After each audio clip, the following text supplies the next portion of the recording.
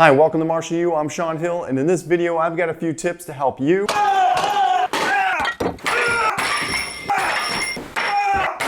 break stuff. Okay, whether you're just a martial arts fan or currently training in one of the many styles that exist, you've most likely heard of or taken part in the practice of breaking. This is when a martial artist attempts to demonstrate the skills they've refined by breaking an object like a wooden board, a block of concrete, a piece of ice, some clay, or something else with part of their body, typically the hand, foot, knee, or elbow, and sometimes even the forehead. Before I go any further, full disclosure, I am no master of breaking. I'm not even sure that's a title you can get, but I have destroyed a lot of wooden boards and concrete blocks during my time training. And with that said, here's my disclaimer. Make no mistake, slamming part of your body into a hard, solid, rigid object can cause injury. I've witnessed peers damage skin, bone, or a joint trying to break through wooden boards and concrete blocks. I myself damaged the ulna bone in my right arm, smashing through several concrete blocks with a downward elbow strike. And I want you to think about something before you enter into the realm of breaking. The human hand is made of 27 bones and 27 joints, responsible for providing us with the great dexterity that a lot of us take for granted every day. 26 bones and 33 joints make up the human foot. So as you can imagine, without the proper training and practice, smashing either at high speed into hard, solid, rigid objects can result in you breaking and not the target. If you're uncomfortable with the idea and the risk of breaking hard, solid, rigid objects with part of your body, don't do it. If you do, however, decide to enter the realm of breaking, then I hope some of the information in this video will help prevent injury during your training. Now, let's get into it. Two of the most common objects that get a constant beatdown in the martial arts community are poor defenseless wooden boards and concrete blocks. There is zero mercy on these helpless construction materials. In fact, during my time training in Taekwondo, I spent way too much money busting up boards that ended up as fireplace kindling, and I destroyed dozens and dozens of concrete blocks from home improvement stores. But it did eventually lead to me being able to bust through 8 of them in a stack with a single strike. That's pretty cool. And from that experience, I've derived some tips to help you break stuff. Tip number 1, know exactly what you're attempting to break. Whether you decide to break wood or concrete or something else, it's good to understand that material's physical properties, its hardness, density, size, moisture content, elasticity, and temperature. Those can all affect one important attribute known as impact resistance. This refers to the energy required to break that material in 2 or more pieces. Simply put, the higher the impact resistance, the more energy required to break it. For example, this common-sized pine board, when stressed a certain way, has a lower impact resistance than this concrete block. If oriented and struck properly, I can cause the board to split in half using less energy than trying to split the block. However, in a twist, and I do mean a twist, because of the board's physical properties, under some circumstances, its mechanical properties can change, allowing it to outperform the concrete with regard to the energy required to smash it into pieces. Depending on the angle of our strike, if I simply rotate the grain, this board might become extremely difficult to break.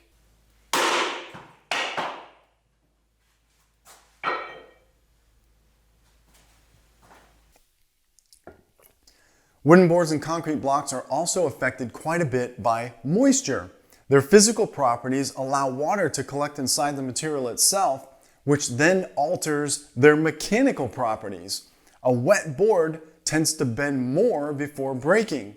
This means you'll need to supply more energy and have a greater commitment to follow through in order to overcome the board's new elastic limit. And just a note, a typical dry white pine board like this one will bend about 10 millimeters before the grain gives out and the board splits in 2. A concrete block can have a noticeable change in weight as moisture collects inside it and increases its overall mass. And the water seems to reinforce its strength, at least in the context of our purposes, making a wet block harder for us to break than a dry one. I've had single wet blocks resist breaking when hit with the force that would normally destroy a stack of 4. So do your research, ask questions, and carefully experiment to learn a material's mechanical limits and how they change under different conditions before you go slamming part of your body into it. You don't have to become a material specialist or mechanical engineer, but the phrase knowledge is power applies here big time. If you want to break wood, I suggest working with dry milled boards made of softwood like pine or paulownia, or maybe working with re-breakable boards until you're ready to strike the real thing. Avoid hardwoods like ash, oak, and cherry, along with pressure-treated pine. And if you want to pummel some concrete, I suggest a little more caution when choosing a source. Ask an experienced instructor or peer where they get their blocks, since concrete mixes vary quite a bit. You can also experiment like I did and just buy a bunch of different blocks from different stores and test their impact resistance with a hammer. Tip number 2, know how to break the material you're working with. So let's assume you've decided to lay the smackdown on pine wooden boards. Well, here's one in all its glory. What the heck do we do with it? Where do we start? How do we begin? First things first, you have to understand that when you're trying to break boards like this, you're always trying to break them at the grain. This means that top priority is to always orient the board and your strike so that the force you deliver to it causes the material to separate or come apart at the grain. On this particular board, I have a vertical line drawn showing the grain direction. This is where we want to cause a separation. So we end up with piece 1 and piece 2. Whenever I'm talking about board breaks, it's always in the context of breaking them at the grain. We never want to hold or brace a board so that the grains are supported. This would be almost ridiculously hard to break. Next, you need to pick a size based on the challenge that you want. Kids typically work with 8 to 19 millimeter thick boards that are roughly 30 centimeters wide and between 15 and 20 centimeters in height. This gives them a wide range of choice from almost no challenge at all to requiring, in theory, up to 160 pounds or 72 kilograms of force to break. Adults work with 18 to 19 millimeter thick boards that are also roughly 30 centimeters wide and 25 or 30 centimeters in height, requiring, in theory, from 200 to 250 pounds or 90 to 113 kilograms of force to break, which is 890 to 1100 newtons. What's a newton, you ask? Well, it's exactly 101.97 grams, roughly the same amount of force this small apple puts on this board as gravity pulls it down. I would have to somehow stack up to 1100 of these apples on top of this 12 by 12 board before it snapped in half at the grain. Or I could use fewer objects with more mass, like 4 of these 60-pound dumbbells, stack these bad boys up on there till it gives out. Either way, it provides us with a mental image of how much force it takes to make one of these boards fail. Now it's up to you to deliver that force with your strike. I want you to memorize something because Newton's second law of motion is extremely important here. Force equals mass times acceleration. The faster you hit something, the more force you can deliver to it. The slower you hit something, the more painful it is. Now, on average, the human hand weighs only about 1 pound, roughly 0.575% of your body weight. This means if we choose a hand technique, we've got to strike the board with such speed that our lightweight hand generates an upwards of 250 pounds or more of force at impact in order to break it. The faster, the better. But first, we have to choose how to hold or brace the board, if at all. We can choose to brace both ends and accomplish something called a power break. I could lay it across 2 objects like these cinder blocks or have another person hold it. Or we could choose to do a speed break and only hold one end or toss it up in the air before striking. Either way, we want to make sure we do it so that we get the most mechanical advantage against the material. If you've ever picked up a stick and instinctively broken it over your knee as close to the middle as possible, then you understand the importance of mechanical advantage. The longer the stick and the closer you hit to the center, the easier it may break. The shorter the stick and the more off-center, the harder to break. Remember levers and fulcrums from science class? Well, the principles are here, but our goal is different. We're not trying to use a lever to move or pick something up. We want to break the lever in half. If we take a look at a classic lever balance scale like this one I've constructed here, with a center fulcrum, a long lever, and two equal size weights on each end, I can easily create more stress on the lever at the point where the fulcrum is supporting it by simply taking the weights and moving them further out to the edges where they get more mechanical advantage against the fulcrum area. And if the weights are heavy enough and the lever weak enough, it'll snap.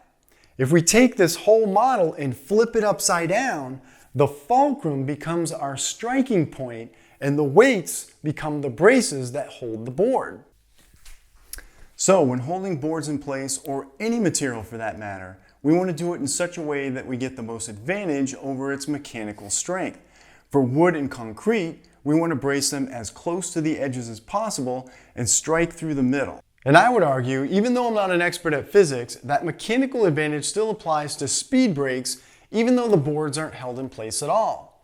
In this case, we're relying on inertia as our braces to hold the majority of the material's mass in place while our striking force presses on the part that's hit. And if we land in the middle with somewhat equal amounts of mass on either end of our impact, we get the greatest mechanical advantage against the board and the best odds of breaking it, versus hitting it, say, on the top and causing it to spin off into the air, landing on the ground in one piece. Of course, with enough speed, you could generate sufficient force to break this thing at any point, but hitting it in the middle might end in a more gratifying break with two similar sized pieces flying off. If you want to bash through multiple boards or blocks with a single strike, then you have to decide whether to stack them spaced or unspaced, also referred to as pegged or unpegged. Breaking through stacks of boards that are unspaced requires you to strike with a higher initial force in order to overcome their now combined impact resistance. You also have to maintain peak force longer in order to drive through all of them simultaneously. Whereas creating gaps using spacers like the ones I have here allows your striking force to overcome each board's lower impact resistance individually, which in my opinion makes breaking a stack that's spaced much easier. And I don't recall ever seeing anyone at competitions or during training break any more than 4 boards unspaced. And when I got past 2, my interest shifted over to smashing concrete, which I always recommend spacing. Speaking of concrete blocks, I want to bring up the subject of baking. Yep, I said baking. As I mentioned before, both wood and concrete are susceptible to having moisture collect inside them. One well-known practice is to literally bake concrete blocks in an oven at 400 to 475 degrees for a few hours to remove most or all the water. Since concrete blocks naturally have some moisture content, the practice of completely drying them out might be considered as making the break easier or less of a challenge. So the question arises, should you bake blocks or not? Well, I believe that is totally up to you. When I break, it's a challenge for me to see what I can pull off. And when you break, that's your challenge, and it's up to you to decide at what level you want to take that. My suggestion is to build up to breaking at least one dry block, even a baked one. And once you have that down, you'll be able to deal with blocks that have more moisture content. Okay, now that we've gotten all that physics stuff out of the way, let's assume you've chosen a board, decided to do a power break, and understand how to overcome this thing's mechanical strengths. We even have it braced onto cinder blocks at the very edges to get the most mechanical advantage. Now you have to choose a strike that best suits the break. For beginners, I always recommend a technique that uses a soft part of the hand, like a hammer fist, or a knife strike, or a downward palm from a higher position, or a kick that uses the heel. When breaking concrete, I recommend starting with a downward palm strike since you can drop your body weight into it. Once you feel the resistance of the block and can consistently and successfully break them, you can build up to more difficult techniques like a knife hand strike, or maybe even putting a slight cushion on it like a folded towel and coming down with a forearm or elbow strike. I never recommend using any kind of punching techniques on concrete blocks, and I would never, ever, ever, ever use any type of roundhouse to break a block in half. Even if you succeed, that is just a short road to crutches. Tip number 3, and this is extremely important. Have your striking technique down. Know it inside and out. Drill it over and over and over until you can do it without even thinking about it.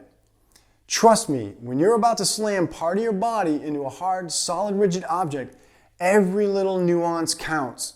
You don't want to turn or twist something the wrong way at the last second and end up with a sprained ankle, a sprained wrist, a broken joint, or a cut. So practice, practice, practice. Work your technique on soft targets, work your technique on semi-soft targets like heavy bags before you move into the realm of breaking hard, solid, rigid objects. Make sure you know exactly what part of your body is supposed to make contact with the board or block at impact, and how to align your bones, joints, and movement to deliver maximum force with a minimum chance of injury. Focus on striking correctly and accurately each and every time. For power breaks using techniques like downward palm or downward forearm strike, understanding how to put your body weight behind it can be the difference between failure and success. Very nice. Speed breaks are all about technique, accuracy, and acceleration. The more second nature a movement becomes, the faster you should be able to do it while maintaining precision. Eventually, there's little thought behind the technicalities of movement, which frees your mind to concentrate more on speed and power. Tip number 4, execute the technique with as much speed as possible. I've mentioned speed quite a few times during this video for a couple of good reasons. We need speed to compensate for the lack of mass that makes up our body parts. For both speed breaks and power breaks, your chances of succeeding increase when you execute the movement as fast as possible. And putting all your body weight behind a hit may not make a difference at all if there's not enough acceleration, which is why I can sit and perch on top of this wooden board without it breaking. If I accelerate my mass,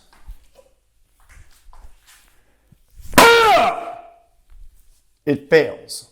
So, maximum speed delivers maximum force, and this increases our chance of successfully breaking stuff. But it does something else. It also decreases our chances of feeling a lot of hurt when we do it. Remember when I said the slower you hit something, the more painful it is? And this is true for breaking, but it's quite the opposite when you're belly flopping into a pool of water. In that scenario, the faster your body smacks the surface, the more it feels like you're hitting a brick wall and the more it stings. And the reason for this, again, lies in Newton's first law of motion. Due to the phenomena of inertia, the water doesn't have enough time to move out of the way or deform and allow your fast-moving body to ease in pain-free. It's also a reason a plane that crashes in the ocean doesn't just sink fully intact. It gets broken to pieces as if it hit solid ground. If you've experienced doing push-ups on your knuckles, you know that it hurts. This is because the slow, steady pressure of your body weight causes the fluid in your soft tissue between your bone and skin to give way or deform, leaving nerves pressed against bone. Take those same knuckles and punch a board, and it doesn't hurt as much because the fluid simply doesn't have time to deform or move out of the way. In that instant at impact, it behaves more like a rigid, tough body.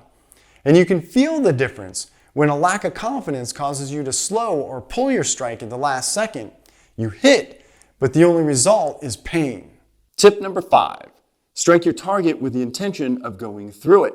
Never stop prematurely or slow down before you hit.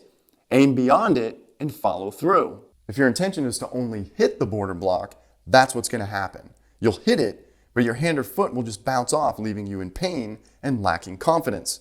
Aim beyond the surface. Picture your hand or foot on the other side and make it happen. The intention needs to be driving past it, knowing it can't stop you. Tip number 6, condition your body for braking. Don't let the allure of appearing cool prevent you from properly building up your body's tolerance to hitting hard things like wooden boards and concrete blocks. This is what training is for and one of the reasons we do it. Try not to skip this step, even if you're put on the spot, which I've seen happen many times at competitions, school demonstrations, and even testing. I'm not saying don't challenge yourself, just don't run out and smash part of your body through a stack of hard objects without building up to it. Practice your braking technique first on less resilient materials like thin re-breakable boards, half-inch pine or even 1-inch pine boards cut small, around 6 to 8 inches, and gradually build up to stronger materials. It took me about a year of conditioning to go from occasionally breaking a single pine board to smashing stacks of 8 cement patio blocks like no big deal. Wolff's Law states that bone in a healthy person or animal will adapt to the load under which it is placed. In short, as you increase the load on your bones, they remodel and become stronger to handle the heavier load. But this happens over time, so don't be in a rush to slam your hand into a cement block 2 minutes after you bust your first board. Davis's law states that soft tissues heal according to the manner in which they're mechanically stressed. And this helps us understand that over time, conditioning causes some level of calluses to form in the places that get stressed, allowing the skin to handle even more stress. Of course, both of these responses have downsides. Bone might not heal uniform, creating uneven surfaces, which may cause pain in the skin and tendons that run along it. Calluses can also cause pain as they press on nerves, or they might potentially cut off a nerve, causing numbness. Not to mention, some of them look pretty nasty. So, be cautious and strike a balance with your conditioning. Okay, final tip. Ki or yell as loud as you can when you strike. Not only does this help you expel the air from your lungs as you exert force, but it's like an energy feedback that pumps you up. The louder you yell, the more you hear it, and the harder you might go. Ah! Okay, now that you've heard all the tips, I want to hear from you. Leave a comment below describing your best break, and let me know if you've ever busted up something out of the ordinary. If you click here, you can watch me try to smash a pumpkin with a back kick. But before you go, don't forget to subscribe to the channel, hit that like button, and smash that notification bell icon so you get notified when all the new videos come out. And remember, never stop learning, never stop growing, never stop achieving, and never stop unleashing your potential. I'll see you in the next video.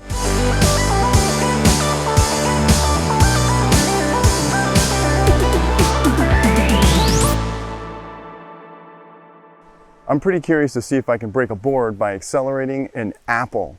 So I've set up a board that's cut to 10 inches that in theory would require up to 890 newtons of force to break. Let's see what happens.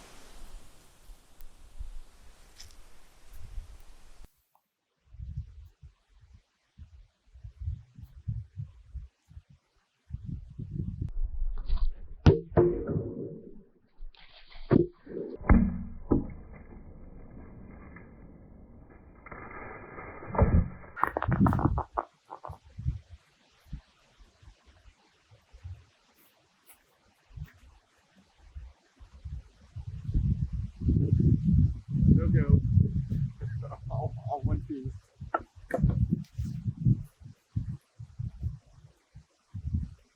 Of course, I probably didn't hit it in the center.